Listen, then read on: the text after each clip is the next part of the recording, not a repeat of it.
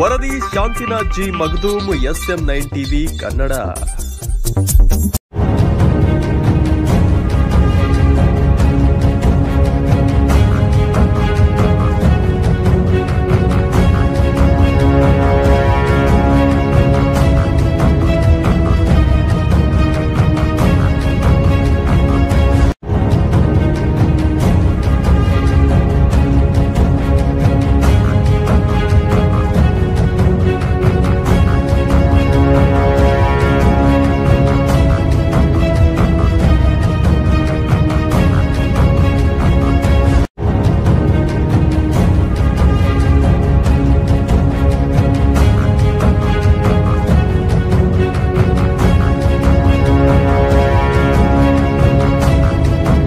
ಸಾಕಷ್ಟು ಕೀಟಗಳ ಬಾಧೆ ಸಾಕಷ್ಟಿದೆ. ಯಾಕಂದ್ರೆ ಈ ವರ್ಷ ಕಾಲ ಸೋಯಾಬೀನ್ನಲ್ಲಿ ನೋಡಿರಬಹುದು ಹೊಸ ಕೀಟಗಳು ಬಂದಿದ್ದರಿಂದ ಫರ್ಟಿಲೈಸರ್ ಅಲ್ಲಿ ಬಹಳ ತರ ಡೆವಲಪ್ಮೆಂಟ್ ಆದಂತ ಹೊಸ ತಂತ್ರಜ್ಞಾನ ಮಾಡಿದಂತ ರೈತರಿಗೆ 100 ಟನ್ ಕಬ್ಬು ಹೇಗೆ ತೆಗಿಬೇಕಂತೇಳಿ ಒಳ್ಳೆ ರೀತಿಯಲ್ಲಿ ಒಂದು ಹೊಸ ತಂತ್ರಜ್ಞಾನಗಳನ್ನ ಬುಕ್ಗಳಾಗಿರ್ಬೋದು, ಒಳ್ಳೆಯ ವಿಷಯಗಳನ್ನ ನಮ್ಮ ವಿಜ್ಞಾನಿಗಳ ಸಲಹೆಗೂ ಕೂಡ ಎಲ್ಲ ರೈತರಿಗೆ ಕೊಡ್ತಾ ಇದ್ದಾರೆ. ಅದೇ ರೀತಿಯಾಗಿ ನಾವು ಹೇಳೋದಿಷ್ಟೇ, ರೈತರಿಗೆ ಇದರ ಸದುಪಯೋಗವನ್ನು ನಾವೆಲ್ಲರೂ ಇವತ್ತು ಪಡ್ಕೋಬೇಕಾಗಿದೆ.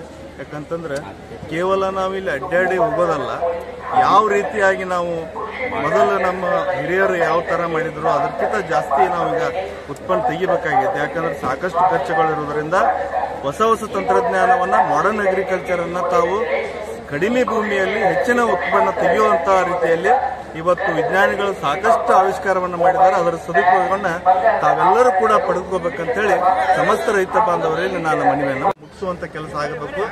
ಅದರ ಉಪಯೋಗವನ್ನ ಸಮಸ್ತ ರೈತ ಬಾಂಧವರು ಎಲ್ಲರೂ ಪಡೆದುಕೊಳ್ಬೇಕಂತೇಳಿ ನಾವು ಹೇಳಕ್ಬೇಕು.